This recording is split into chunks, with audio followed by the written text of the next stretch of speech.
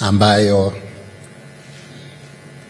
yanahusu Baraza la Mapinduzi nitakalolitangaza.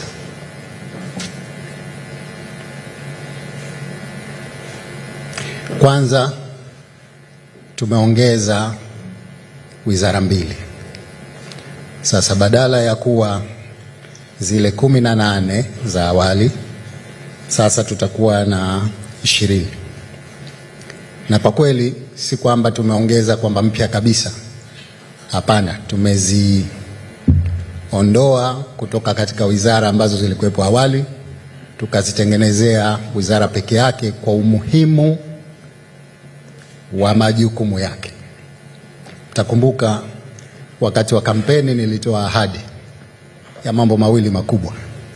Kwanza ni kuhakikisha kwamba serikali inaendeshwa kidijitali zaidi, yani digital transformation. Sasa ili tuweze kufikia huko, tunahitaji eneo hili la mawasiliano kuwa na utendaji wa peke yake. Sasa hivi wizara husika ni Wizara ya Ujenzi, Mawasiliano na Uchukuzi. Mara nyingi wanahangaika sana na barabara na viwanja vya ndege, bandari, lakini lile swala la mawasiliano kama halijapata nguvu ya kutosha. Kwa hivyo nimeamua kuanzisha wizara mpya itakayoitwa Wizara ya Mawasiliano na Teknolojia ya Habari. Kwa hivyo ile ya ujenzi itabaki kuwa ni Wizara ya Ujenzi na Uchukuzi. Wizara ya pili ambayo napenda niitilie mkazo ni wizara ile yetu iliyokuwa ni ya Kazi, Uchumi na Uwekezaji, au Ofisi ya Rais, Kazi, Uchumi na Uwekezaji. Ilikuwa ina mambo mengi. Ndani yake kulikuwa kuna masuala ya kazi, masuala ya uchumi, masuala ya uwekezaji, masuala ya uwezeshaji wananchi kiuchumi.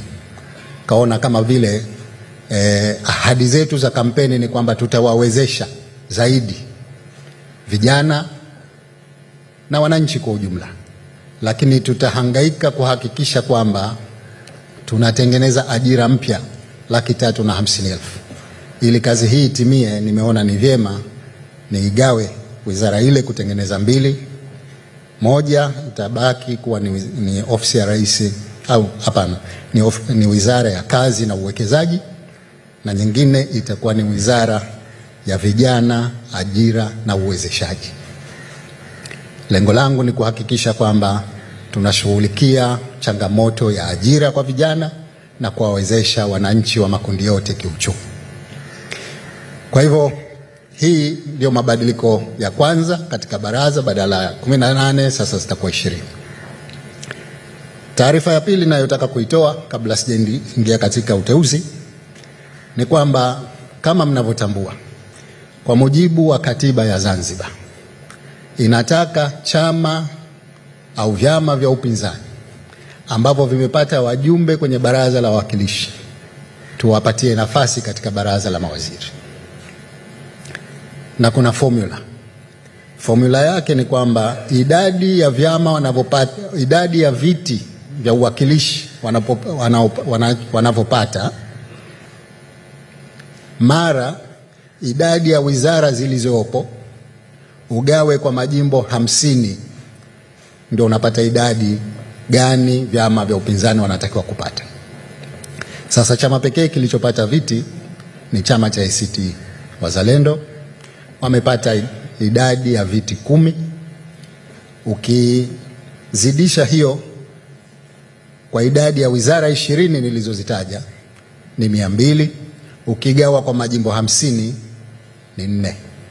Kwa hiyo nafasi zao katika baraza hili la mawaziri ni nafasi 4.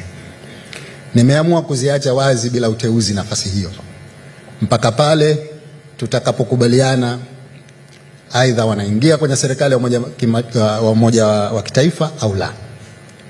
Uongozi wa baraza la wawakilishi nilisema niko tayari kushirikiana nao kuunda serikali ya umoja wa kitaifa.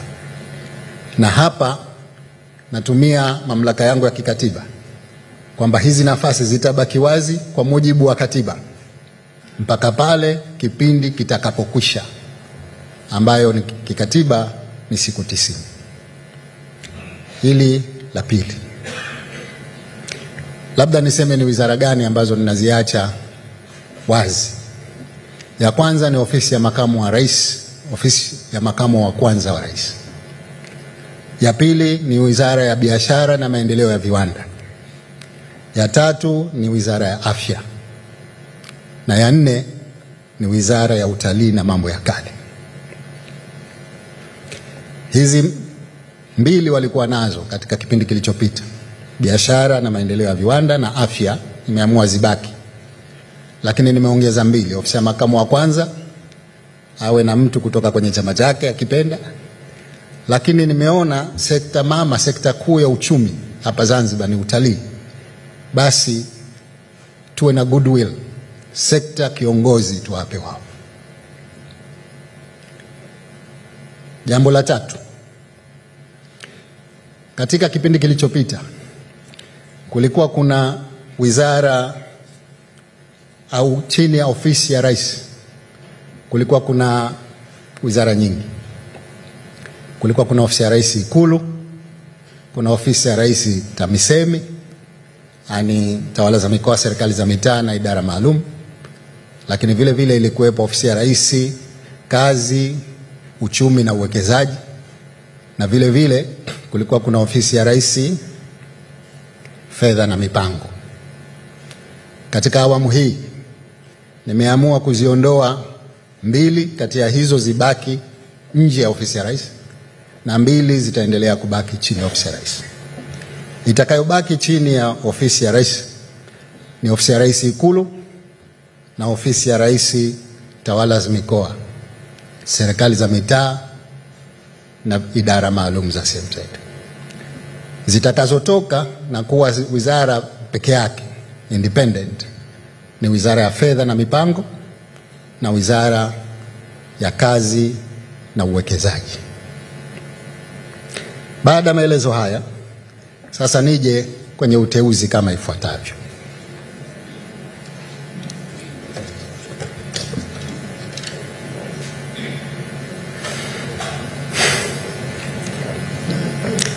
Ofisi ya rais Ikulu, waziri atakuwa Dr. Saada Mkuya Salum.